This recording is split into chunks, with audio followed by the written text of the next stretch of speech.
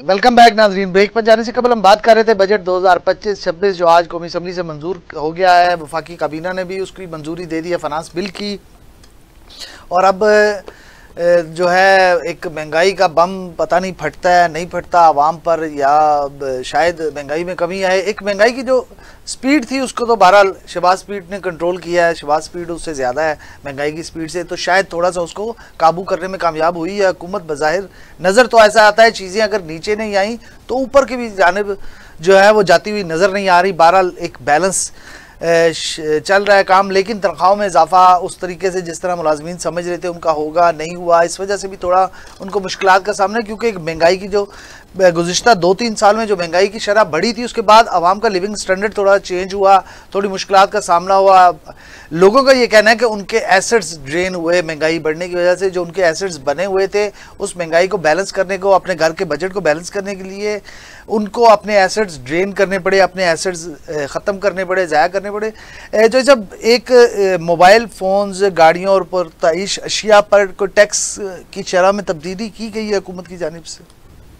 राय साहब बहुत शुक्रिया। देखें, एक तो सबसे पहले मैं ज़रा थोड़ा सा आपने महंगाई के हवाले से बात की है। मैं प्रेसिडेंट ट्रंप का इंतहाई शुक्रगुजार हूँ कि प्रेसिडेंट ट्रंप ने हमारा बजट बचा दिया है। अगर खलीज की जंग रहती और जिस तरह आपने देखा है कि $79 तक गया पर बैरल इंटरनेशनल मार्केट में, गालमन 65 या $66 से, तो ये जो पाकिस्तान का बजट था ना, इसने बिल्कुल क्लैप्स कर जाना था। और अगर आप नए हम्स बंद हो जाती जी, फिर तो जनाब फिर हम क्या कह सकते थे, बंद हो जाना था आपका। जी सब कुछ सर, बिल्कुल। वो एक बड़ा फ़ायदा हुआ है इस हुकूमत को कि मैं कल की चेक कर रहा था कि $64 के ऊपर वो नीचे आ चुकी हैं प्राइसेस। उससे यकीनन कुछ न कुछ रिलीफ मिलेगा। बाकी रह गई बात, आपने ये कहा कि टैक्स की छूट। देखें, एक बिल्कुल सादा सा कुलिया है, एक आम आदमी जो चीज़ इस्तेमाल करेगा उसके ऊपर आपको कोई छूट नहीं मिलेगी। बड़े फ़ख्र से आप कहते हैं हमारी बैकबोन है ये समुंदर पार पाकिस्तानी। ये समुंदर पार पाकिस्तानी ना होते तो पता नहीं हमारा क्या असर होता। अब 33, 34, 35 तक वो $बिलियन तक वो जा रहे हैं। महंगाई है तो नहीं वैसे उस तरीके से, क्या कहते हैं आप खुद जाते हैं ग्रॉसरी करने, खुद जाते हैं? तो साहब यही बात मुझे कल मेरे एक अजीज़ है उन्होंने की थी जी। मैं कहीं बैठा था वहाँ। अगर हम फारूक साहब भी, शायद हम लोग एक ही एज ग्रुप के लोग हैं, तो फारूक साहब भी शायद एग्री करें इस बात से। आज से 20 साल पहले जो साहब हमारे पास ना मोबाइल फ़ोन थे, ना गाड़ियाँ थी, ना हमारे घरों में कंप्यूटर थे, ना एलसीडियाँ थी, ना उस तरीके से हमारे बच्चे जो है बड़े बड़े स्कूल्स कॉलेजेस और यूनिवर्सिटीज़ में पढ़ते थे। टाटों वाले स्कूल थे, सरकारी स्कूल थे, बेंचेस थे, उन्हीं पे पढ़ के हम बड़े हुए हैं। तो आपका लाइफ स्टाइल भी तो चेंज हुआ है ना जो साहब? जी जी बिल्कुल हुआ है ना सर। तो जब आप अपने लाइफस्टाइल पे खर्च करेंगे तो आपको महंगाई तो लगेगी फिर। जी बिल्कुल। अगर आप फ्रोजन आइटम्स का लंच बच्चों को दे के भेजेंगे तो महंगाई होगी ना। जब वालदा उठ के सुबह पराठा और अंडा उसमें रख कर नहीं देगी लंच में और फ्रोजन आइटम लाएगा वालिद साहब, तो फिर आपको महंगाई लगेगी। कितने % ऐसे लोग हैं जी जो ये चीज़ें इस तरह इस्तेमाल करते हैं। राय साहब, आपने बात की है लाइफ स्टाइल की।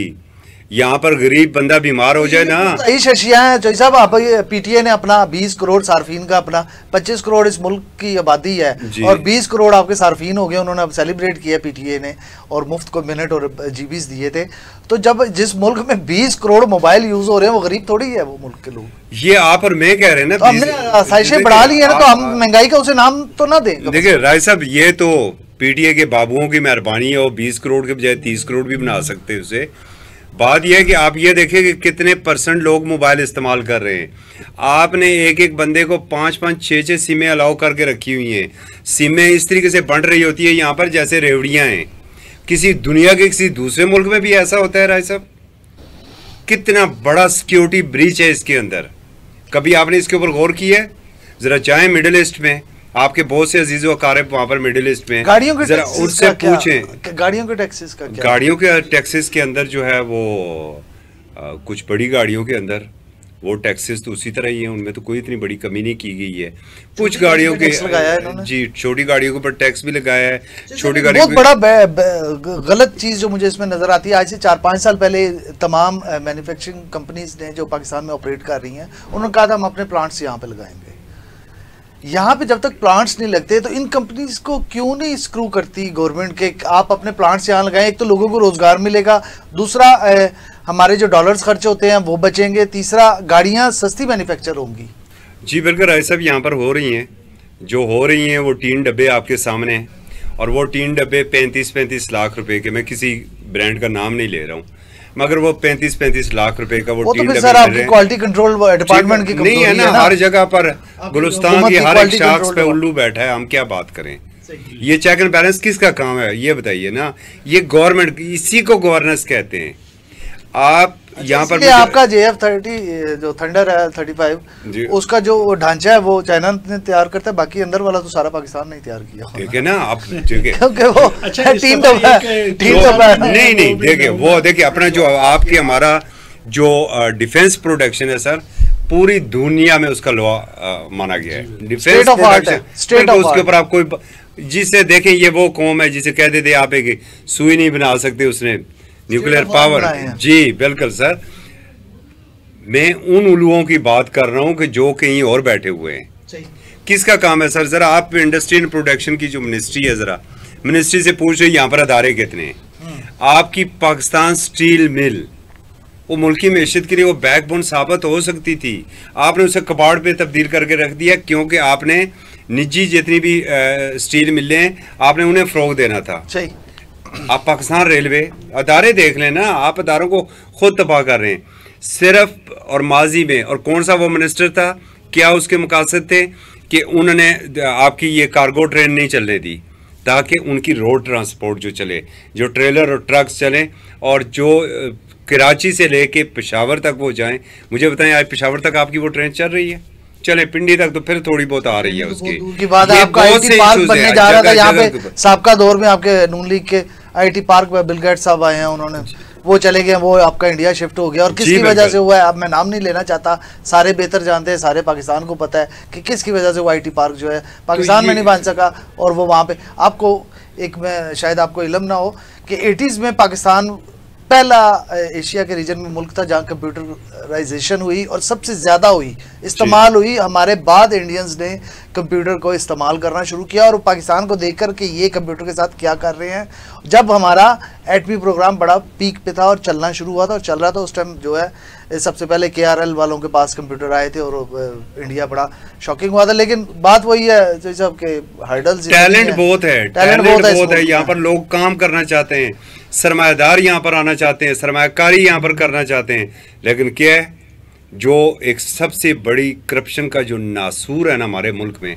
आज मेरी ख्वाजा इज़हारुल हसन से बात हुई, MQM के हैं वो, मैंने कहा ख्वाजा साहब ये ना मुझे बताएं कि बहुत मुश्किल वक्त है तो बजट ऐसा मुश्किल बजट बनाया गया है। 23 सालों से हम यही एक जुमला सुनते आ रहे हैं कि वक्त बहुत मुश्किल है, ये मुझे बताइए आसान वक्त कब आएगा। उन्होंने कहा जब तक इस मुल्क से करप्शन और अकरबा परवरी ख़त्म नहीं होती, आसान बजट नहीं बन सकता, कौम को रिलीफ नहीं मिल सकता। अकरबा परवरी की जो साहब हमारी ट्रेनिंग जो है वो घर से स्टार्ट होती है, जब अंदर वालद बैठा बाहर बेल बजने पर बच्चे को बोलो मैं घर नहीं हूँ, तो वो आपकी ट्रेनिंग शुरू हो जाती है जो आपकी लाइफ टाइम चलती है। जब तक हम वो सच नहीं बताएंगे अपने बच्चों को तब तक बच्चे जो है वो सिर्फ 10 सेकंड, आप मुझसे 1 यूनिट मुझसे ऊपर हो जाता है बिजली का, मेरे समेत बहुत से लोग भुगत रहे हैं इस चीज को, इस अजाब को। सही, आप कितना मुझसे चार्ज करते हैं? 1 यूनिट 5800 में मुझसे चार्ज करते हैं, सिर्फ 1 यूनिट 200 से 201 को। आप 2000 यूनिट क्यों फ्री देते हैं भाई? क्या आप जो उस ओहदे के ऊपर बैठे हुए हैं क्या वो तनख्वाह नहीं ले रहे हैं? हम लोग अपनी तनख्वाहों में गुजारा नहीं कर रहे हैं, हमें जो अदारा तनख्वाह पे कर रहे हैं उसके अंदर ही हमारी सारी बजटिंग हो रही है ना। है ना, बहुत पढ़ लिख कर यहाँ तक पहुंचे हैं, तो जब आपने पढ़ाई लाखों यूनिट फ्री बिजली के दे रहे हैं तो मेरी जेब से क्यों निकाल रहे हैं? ये बिजली के ऊपर यकीनन आप आगे भी आएंगे, इसके ऊपर वहां पर भी हम तफसीली बात करेंगे। इस तरह ये आपके पॉइंट से जरा फारूक साहब से पूछूंगा। फारूक साहब, सोलर पैनल्स पे जो है वो ताजर बरादरी ने बड़ा वावेला भी किया है, पहले इस पे 18% टैक्स इम्पोज किया गया बजट में, उसके बाद तजावीज़ के बाद इसको 10% पे लिए हैं। क्या कहना चाहेंगे? सोलर पैनल्स पे 10% टैक्स अभी भी है, इसकी खपत में भी कमी होगी। वो कहते हैं हम लोकल मार्केट को, मुझे थोड़ा, मैं उस दिन भी ये सवाल पुट किया था, अपने गेस्ट जो बैठे थे मेहमान मोज़्ज़ज़ कुछ दिन कबल भी जब बजट आया था। आपसे भी पूछना चाहूँगा, पाकिस्तान में सोलर बन कहाँ रहा है? अच्छा जी, इसमें थोड़ी सी मैं सोलर के हवाले से, ये बड़ा अच्छा सवाल आपने किया है। हम थोड़ा सा इस पे अगर तजिया कर लें, हम 2008 में देखें तो हमारा बिजली का क्या हाल होता था। हमारी लोड शेडिंग 12-12 घंटे के ऊपर थी, ठीक है। उस वक़्त कुछ लोग उसमें आए कि यार हमें मुतबादल किस चीज़ पे जाएं, कि घर बिजली नहीं है तो किस पे जाएं, दुकान पे बिजली नहीं है। अब सोलर की तरफ जब लोग आए, कौन आए? ताजर बरादरी सबसे ज़्यादा आई। आप मार्केटों पे चले जाएं, दुकानों पे चले जाएं, घरों में चले जाएं तो सोलर है। ये हुकूमत की सपोर्ट में थे। इसके ऊपर बजाय कि इस दफ़ा फिर कोई रिलीफ दिया जाता, आज भी आप पिछले दिनों हम गए सक्कर तो वहाँ 12-12 घंटे की आज भी लोड शेडिंग है। आज के दिन की मैं बात कर रहा हूँ, ठीक है। तो आपका जो लोड है वो अगर ताजर या अवाम उठा रही है तो आप कभी उन्हें नेट मीटरिंग के हवाले से डिस्करेज करते हैं, कभी आप सोलर पैनल के ऊपर आप टैक्सेस लगा के आप करते हैं। आप करना क्या चाहते हैं? देखिए, ये कोई तरीका तो नहीं है। अगर आप मुतबादल बिजली तैयार हो रही है तो उसको सपोर्ट करें, कम अज कम उसके लिए आप 4-5 साल का कोई प्लान लेके आए। 1 साल या 6 महीने का मौक़िफ़ साहब ये है कि वो कहते हैं कि हम लोकल मार्केट को सपोर्ट करने के लिए इंपोर्टर पर जो है वो टैक्स इम्पोज कर रही हैं कि लोकल मार्केट को हम सपोर्ट करना चाहते हैं। हम 2 तरह के सोलर पैनल इस वक्त मार्केट में, एक आपको ब्रांडेड मिल रहा है, उसके लिए आप चले जाएं, उसे आप वेरीफाई कर सकते हैं किस कंपनी का है, उसके लिमिट क्या है, ऑनलाइन सारा कुछ है। और दूसरी साइड पे कौन सा है जो कहीं ना वेरीफाई हो रहा है या कुछ उसका नहीं हो रहा, उसको कह रहे हैं, और उसकी क्वालिटी भी कोई नहीं है, उसके ऊपर आपको कोई गारंटी नहीं दी जा रही वो कितना टाइम चलेगा, कितना ही नहीं चलेगा। मैंने एक अपना आपको पर्सनली, हमने एक दोस्त है, उनके इसी तरह सोलर लगना था। एक तो जो वेरीफाई वाली हमने प्लेटें लगाई तो उसने हमें कहा कि जी ये इतने केवी की और इतने आपको यूनिट ये बना के देगा। सही। दूसरी साइड हमने वही दूसरा लगाया, फ़र्क कितना आया, यानी एक वो इंस्टॉल हुआ को 15 लाख रुपए का और एक 13 लाख रुपए का। अब जो 13 लाख वाला है वो जनरेट कर रहा है डेली की यूनिट्स 45 to 50, और जो 15 लाख रुपए का है वो डेली की यूनिट कर रहा है तकरीबन 90 के करीब, 80 से 90। डिफरेंस कितना है? अब लोकल का क्या फ़ायदा हुआ? या तो लोकल आप चीज़ उस क्वालिटी की बनाए ना, कि ताकि उससे यूनिट भी बने, फ़ायदा भी हो। जब ऐसी चीज़ें आप कर ही नहीं रहे, इसके नाम पे टैक्स, कितना टैक्स इकट्ठा हो जाएगा जी बता दें। मैं ताजर बरादरी की तरफ से ये सवाल भी फिनांस मिनिस्टर से करूँगा कि इसमें हमें आप अपने कोई फिगर्स बता दें कि आप इसके ऊपर जो टैक्स लगा रहे हैं, सेल टैक्स 10% आपने किया, इससे कितना करेंगे। एक तो नेट मीटरिंग वाली जो बात कर रही है, अब लोग पीछे हटना शुरू हो गए, मीटर नहीं लगा रहे, आप उनको मीटर ही नहीं दे रहे सोलर के लिए। उसके लिए कितने लोगों को चक्कर लगाने पड़ते हैं और वो मुश्किल से फिर दूसरे रास्तों के लेते आपसे दिन में वो 10 रुपए की हैं। जी हाँ, और रात को आपको वही 60 रुपए की बेचती है। 60 की, और फिर भी हम खरीद रहे हैं, फिर भी लोगों ने फिर भी वो खरीद रहे हैं कि यार चलें हमारी तरफ से जो सपोर्ट। ये रियासती बदमाशी कह सकते हैं हम इसे। ये अवाम के ऊपर भी आपने मुझे कहा कि ये आप गैर पार्लिमानी, हम नहीं कह सकते ये गैर पर। मैं थोड़ा सा इसके अंदर सर जरूर कुछ चीजें ऐड करूंगा। एक तो रहे सबसे पहली बात ये है कि हमें मौत दिखाई जाती है और बीमारी के ऊपर राजी कर दिया जाता है। सही। मुझे ये बताइए, इस मुल्क में LNG लाई गई थी, बड़ी कैंपेन चली थी जी, हम जा रहे हैं जी एक नई टेक्नोलॉजी के ऊपर, हम पोल्यूशन से पाक माशरा देंगे जी, हम आपको अच्छा माहौल देंगे। आज आपको कहाँ पर CNG मिल रही है सर? मुझे बता दें कितने CNG स्टेशन है जो प्रोवाइड कर रहे हैं? LNG CNG, सॉरी मैं LNG कह गया, CNG। सही। जब CNG इस मुल्क में लॉन्च की गई सबसे पहले, सही, आज कितने मुझे वो पेट्रोल पंप बता दें कि जहां पर आपको CNG दस्तयाब है। आप क्या कहते हैं हमारे पास गैस नहीं है? इस्लामाबाद जैसे शहर में आप रात 9 बजे गैस बंद कर देते, सुई गैस। मतलब आपकी पॉलिसी कोई नहीं है। अरबों रुपए आपने इकट्ठे करने लोगों से, उन्हें सुहाने ख्वाब दिखाने, और जब आपने वो सारा पैसा इकट्ठा कर लिया तो नहीं ये पॉलिसी ठीक नहीं थी, इसको तो साइड पर रख दे, चले एक नई पॉलिसी ले आते हैं। अब पता चला जी कि इस मुल्क में बिजली का बहुत बड़ा प्रॉब्लम है। प्रॉब्लम सारा आपकी ट्रांसमिशन लाइन के अंदर है, कैपेसिटी आपके पास ज़्यादा है और ट्रांसमिशन लाइन आपके पास मौजूद नहीं है। आप उनको IPPs को पैसे भी पे कर रहे हैं, आप बिजली बना भी नहीं रहे हैं तो फिर भी आप पैसे दे रहे हैं। चले एक काम करते हैं जी, सोलर मुतारफ करवाते हैं इस मुल्क पे। ज़रा ये चेक करें कि उस सोलर के पीछे कौन से सरमायाकार थे, अरबों रुपए का किसकी जेबों में गए, किसने सोलर सारा दरामद किया। और आज आप कहते हैं पहले आपने खुद दिया, आए जी हम आपको नेट मीटरिंग देते हैं, आप मीटर लगवाएं, हम आपसे बिजली खरीदेंगे जो अजाफी बिजली आपकी सारी होगी। अब बात वो आप वाली है कि दिन में आप बिजली बनाएंगे तो हम आपसे 10 रुपये में लेंगे आज, और रात को हम वही बिजली आपको 60 रुपये में वापस देंगे।